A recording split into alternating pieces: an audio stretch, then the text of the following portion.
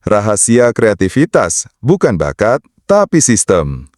Kamu tidak perlu menjadi orang yang super kreatif untuk menemukan ide-ide kreatif. Kamu hanya butuh satu trik sederhana. Banyak orang mengira kreativitas adalah soal bakat ajaib.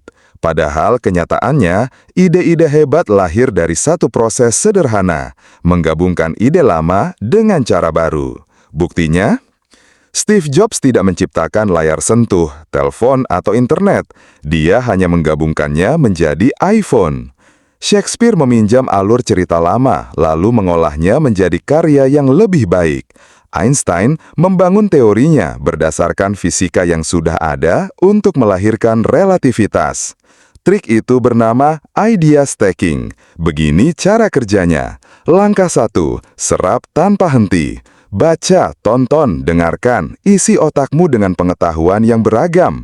Semakin banyak bahan mentah, semakin mudah kamu menghubungkan titik-titik ide. Tapi jangan hanya menyerap tanpa mencipta. Mulailah berkarya meski sederhana agar tidak sekedar menumpuk informasi. Langkah 2, catat ide menarik. Tuliskan semua ide meskipun terlihat tidak berhubungan. Bisa berupa konsep marketing, fakta sains, atau wawasan tentang manusia. Log semuanya.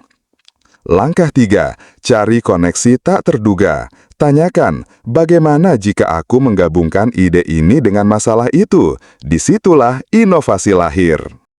Contohnya, James Dyson mengambil konsep penyedot debu dan menggabungkannya dengan mekanisme siklon industri untuk menciptakan vacuum cleaner tanpa kantong pertama di dunia. Intinya, kreativitas bukan soal orisinalitas, tapi soal rekombinasi. Kabar baiknya, kamu tidak perlu menunggu inspirasi. Teruslah menumpuk ide, lalu cari irisan di antaranya. Kamu bisa mencobanya sekarang juga. Misalnya, podcast biasanya direkam di dalam ruangan. Vlog biasanya dibuat di luar ruangan. Kenapa tidak menggabungkannya? Rekam podcast di hutan atau di reruntuhan. Itu ide baru lahir, hanya dari menggabungkan pola yang sudah ada. Jadi, kreativitas bukan bakat spesial, hanya butuh metode yang konsisten.